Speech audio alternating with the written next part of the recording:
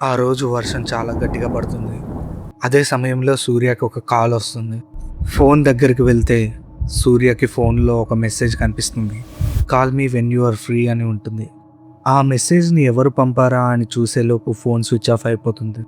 Engineering join అయ్యాక first time తనకు ఒక ఫీలింగ్ వచ్చింది, నేను కరెక్ట్ ప్లేస్లోనే ఉన్నానా అని. అప్పుడే తన ఫ్రెండ్ రవి వస్తాడు. వర్షంలో తడిచిపోయాడు.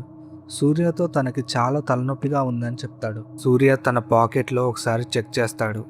కేవలం 20 రూపాయలు మాత్రమే ఉంటాయి. ఫోన్ ఏమో స్విచ్ ఆఫ్లో ఉంది. ఆ 20 రూపీస్ని తీసుకుని హాస్టల్ కింద ఉన్న టీ షాప్కి వెళ్తాడు.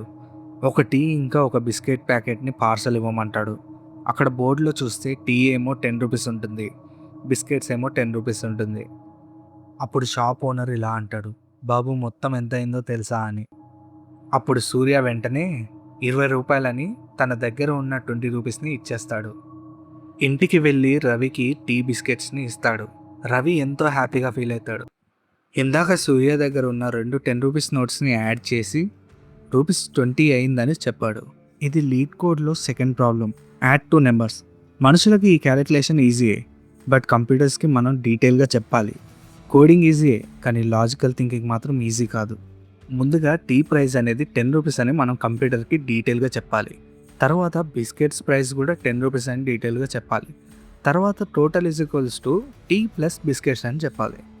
ప్రింట్ టోటల్ అనగానే టోటల్ వచ్చేసి 20 అని ప్రింట్ అయిపోతుంది. ఇంతకే సూర్యకు వచ్చిన మెసేజ్ ఎవరు పంపారు?